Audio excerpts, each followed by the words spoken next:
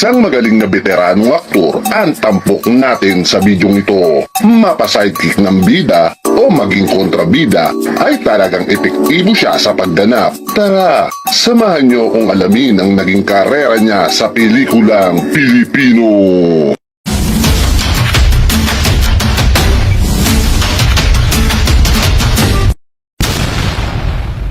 Nakakagigil, nakaka-high blood, nakakapang-init ng ulo. Yan ay ilan lang sa ating mga nararamdaman sa tuwing ang bida ay kinakawawa ng kontrabida. Pero alam naman natin na kung walang magagaling na kontrabida ay hindi magiging kapanapanabik ang bawat eksena sa pelikula. Ang veteranong aktor na ito ang naging isa sa paboritong kontrabida ng bawat manonood sa mga action films. Siya ay si Ricardo Vizcarra Michata o mas kilala natin bilang Dick Israel. Siya ay pinanganak noong December 10, 1947 sa Porac, Pampanga. Ang kanyang ina ay isang manghuhula at ang kanyang ama naman ay isang movie director. Nakilala niya ang naging asawa niya na si Marilyn Michata sa pamamagitan ng tiyahin umano nito na siya namang suki ng kanyang ina na kasakasama pag nagpapahula. Nagtanan sila at di nagtagal ay nagpakasal ang dalawa. Noong nag-aaral pa siya ng third year college sa kursong engineering ay naisipan ni Dick Israel na mag-extra sa mga pelikula. Lagi siyang kasama ng ama nito at maagang na-expose kung kaya nagka-interes si Dick Israel sa pag-aartista.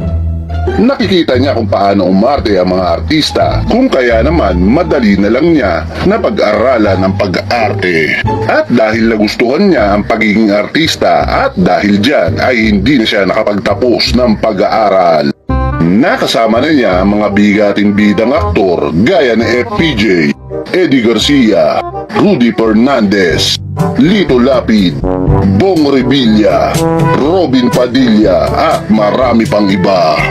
Kainitan ng kanyang karera noong taong 1970 at 1980 at halos 4 na dekada na siya sa industriya at nakagawa na ito ng halos 400 pelikula at maging sa telebisyon. Ang madalas na papel niya sa pelikula kundi Tiwaling Pulis, Drug Lord, Sigang Maton, Rapist at marami pang iba. Noong pagpasok ng malalaswang pelikula noong taong 1980 ay isa si Dick Israel sa mga epektibong aktor sa bawat eksenang inaabuso ang mga babae sa pelikula. Sa kanya lagi natatapat ang mga role na gumagahasa sa mga leading lady ng mga bida. Ang unang pelikula ang kinabilangan niya ang I Love You Honey nila Vilma Santos at Edgar Bobot Mortis. Dahil sa pinakita nitong husay sa pagganap ay naging kabi-kabila ang mga proyektong alok sa kanya. Sa katunayan nga ay nakakuha ito ng Best Supporting Actor Award para sa pelikulang Patrolman na iginawad ng MMFF noong 1988 at 2 PAMAS Award noong 1995 para sa pelikulang Kanto Boy 2, Anak ni Totoy Guapo at ilang pang mga nominasyon. Ilan sa mga pelikula ang kanyang kinabilangan na talagang kinagiliwan ng mga manonood ay ang Milensyong Magat, Dugo Laban sa Dugo noong 1996.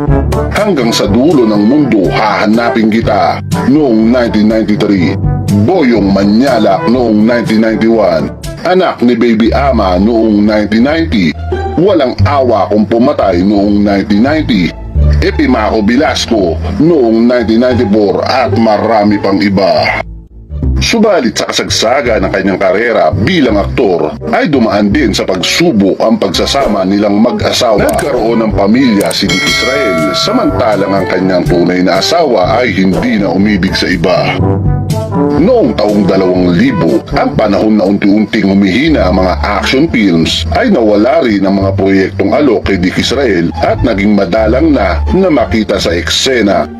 Pero ang pinakamalaking naging dagok sa buhay ng aktor ay noong siya ay na-stroke noong 2010 na paralisa ang kalahating bahagi ng kanyang katawan at naapektuhan ang kanyang pananalita. Bagamat madami ang naging dagok sa buhay ay nanaig pa rin ang pagmamahal sapagkat nang nalaman ng kanyang tunay na asawa ay agad siyang pinuntahan nito, inuwi at inalagaan. Sa kabila ng kanyang mga naging kalokohan, kasalanan at kakulangan ay tinanggap siyang muli nito. Dahil nga sa pangyayari ay hindi na nakabalik ang aktor sa eksena, gawa ng hirap na din siya sa paggalaw. Noong nagkaroon ng sunog sa Caloocan noong July 2016 ay napasama ang bahay ni Dick Israel sa mga natupok ng sunog at ang lahat ng kanyang naipundar at mga alaala sa pag-aartista ay natupok. Ang Damay Kamay Foundation na nagbibigay at umaalalay sa mga artistang nangangailangan ay tumugon ng tulong sa pamilya ni Dick Israel at nagbigay daan din si Ines Veneracion upang magkaroon sila ng pansamantalang tahanan.